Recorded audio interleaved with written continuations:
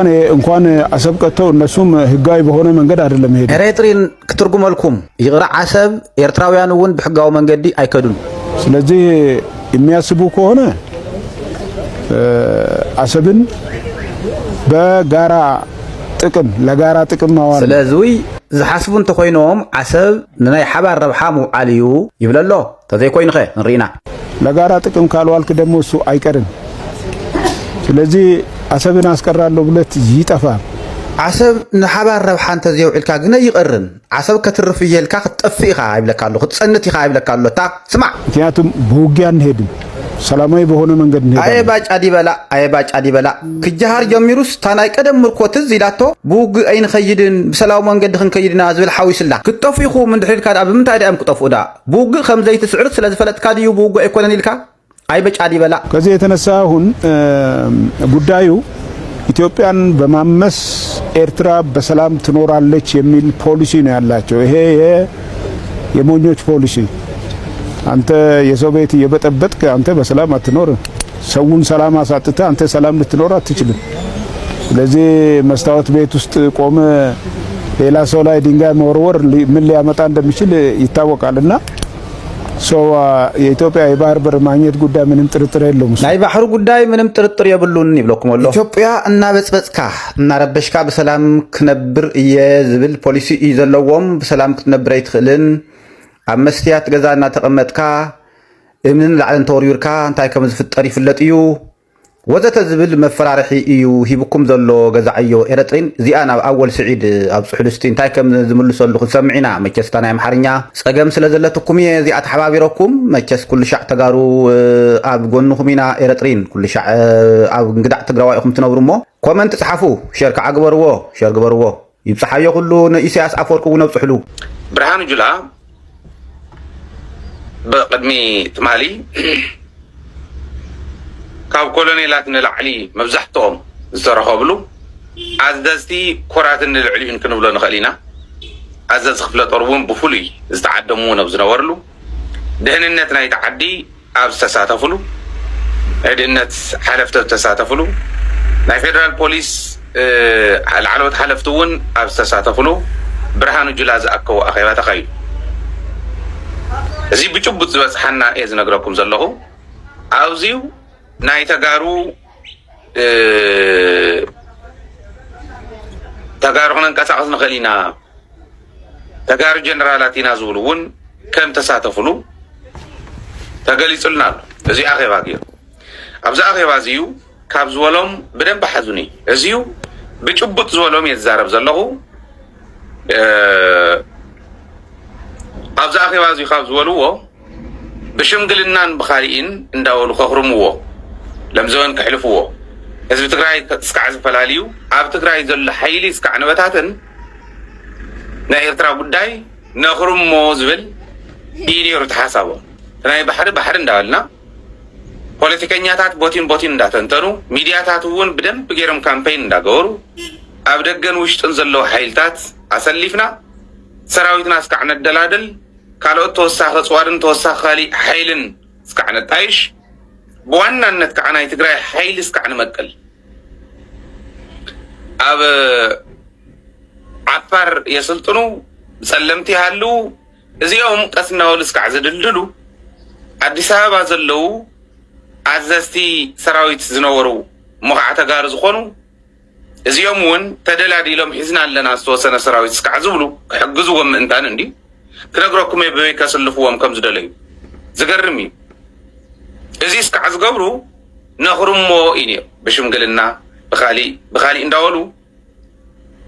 ጎታት እናበሉ ናፍቲ እንዳበሉ ከኽርምዋ ድሕሪኡ ኣፍታ ዝደልይዋ ኣብ ቀውዒ እዋን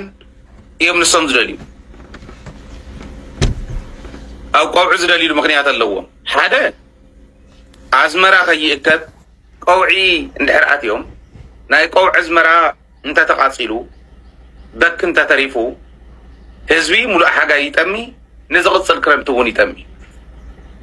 ኣዝመራ ኣቃፂሎም ክኸዱ እዩ ቀውዒ እዮም ንሶም ዝደልዩ ትሕልንኦም ኦረዲ ማለት ቦቲን ጀኖሳይድ ምፍፃም ስለ ዝኾነ ዳብል ጀኖሳይድ እያ ትኸውን እኽሊ እውን ስለዘይእርነብ ስለዘይእምረር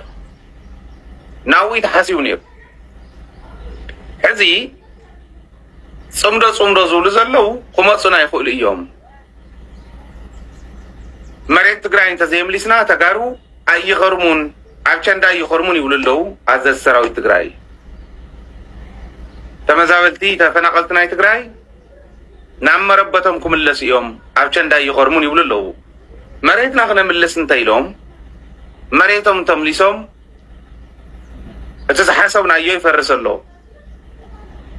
معراب تقرأي ما بخلت من قديم كتبكم لازرل تحدث معراب تقرأي بعلهم حيزهم تقرأي وانزر كيتبل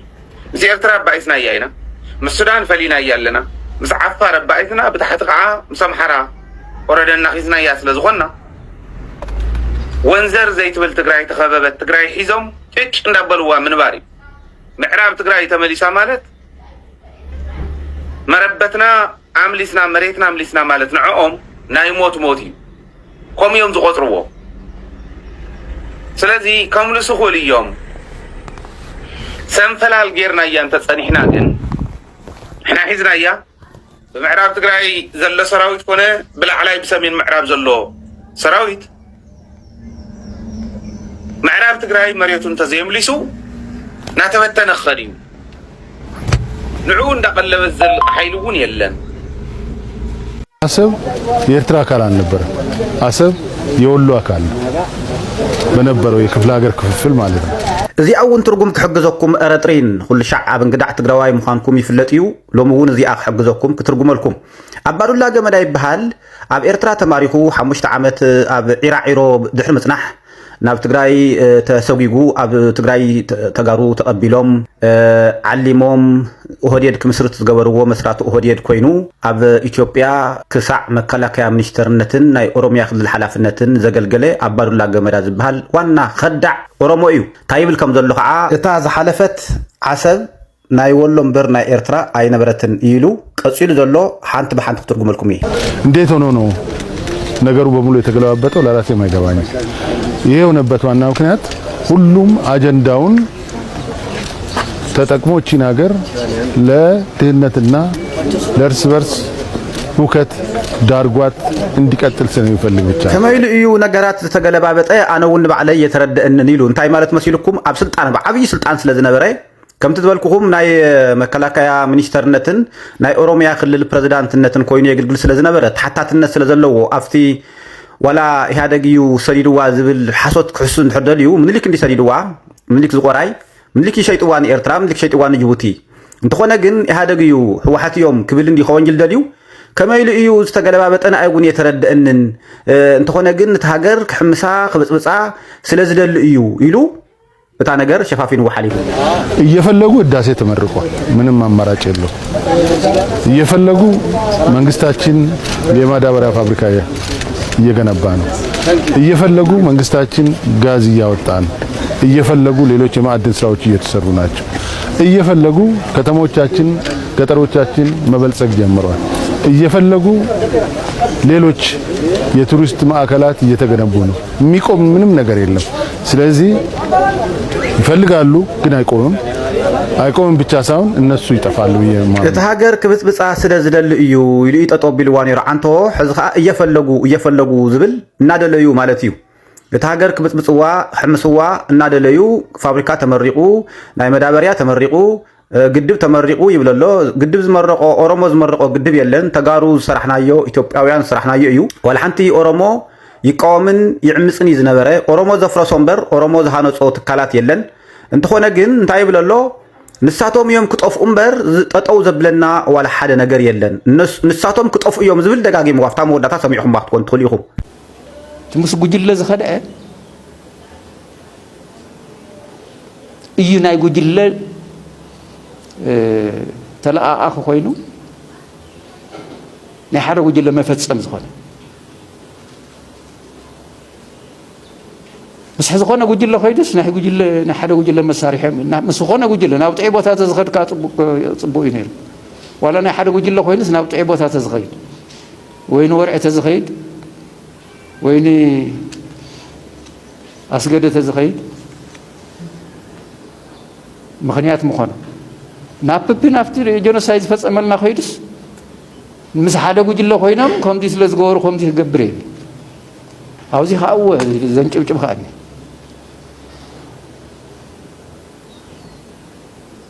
أبزي بسورة الشماء أبز أتيهم كم دللايكم كتزاروا كم دللايكم كتمهروا كم دللايكم حسابكم كتقول صدي مش مقاعد واي نحق ده مفرح له أبز خونه قبلي أبز خونه بوتا تسبق بابي أو الناس تسبي تدناغير تسبي عرية مدناغير مو نسخم سراوي تحسكم كم تقولنا ياكم نحدو جلنا يتبيلف كم ياكم مسارح ياكم زعم تاعكم كلكم يخلي كم يغير كاتور دوي كم يغير كاتور راداي على سول حتى كو زخونه شجر كله يخلي دعل ناب صلاتنا صغاغا شجر غنا يلو خالي تترفس كاف حزبنا خنمهر كاف حزبنا خنمكر بس حزبنا خنمايت حزبنا خنسمع حزب زبل كابلنا إلنا مسجد لنا سباتنا سلازي ازي ناي ጸጥታ ሽግር ኮይን ዘሎና ህዝብ አቲኻ አልሐምዱሊላህ ካ ለህዝቢ ነኸይተርድ እዚ ሓደ ሽግር አነ ክሰርሕዎ ነለኩም ኢለ ዝሓስብ قدم كلن لعل كلن كنصر لنا نحن سيد كازي نخالي من لخا خيل نصري نقرص ويلك انت يقرصكا قلتنا رغصكا اي هو تخل تزرغص حدا مستم زخدور حقر حقت خيدس قلسلس بالكل كلي حاجة مستمز خدو دحان تتقامي خون مو تأيخ بهاليلو تسكف خوني خيل حاجة خا حجونا أورجيسو كابز غلتي لحنت فيديو قربوا لكم إذن تريون زلهم زم تريون زلهم فلسطي أبقدام أبونا يوناس زنبوريم أبز حلف بروساتي كمز قلتكو أبتقدام أبقزي مقزاتي بقزات حيلتات إثيوبيا استقب بانديرا إثيوبيا نيريو هجيقن نسو تدمسيسو اتزقبا مستقدام زغيد هقرا وقبعاتها تقبع اللولو نزز عمو زلو دما دك أنستيون دك تبعتيون فلسطيون أنا نزم فلسط خلتنا النايس راح ونن مسرياهو قرمي لوني عمي قتمسط ما قديف اللي التزرع هو ناي امنت قداي طراي كونن مغلص هاغراو خبرن توفاينتن وني ابز قدام زنبر سئلتات بانديرا اثيوبيا نتبلع لي ارتراويان تغبره قفعتات ززخاخري از بانديراتات دمانه قدوس قدام كعبللو كفقدلو ايكلن اتقدام نمننت تومابو زلو ابوتاتن اديتاتن احواتن احاتن زغلص كبرتو من حبنو من زحلو خون سلازلو اتصرح كدمسس نيرو نزقدام ناب كم زعينت سقوم تخوسد كابز درخو مخنياتات حدا اتي بود بشاشا ابل علي ارتراز قبر زلو موط واطي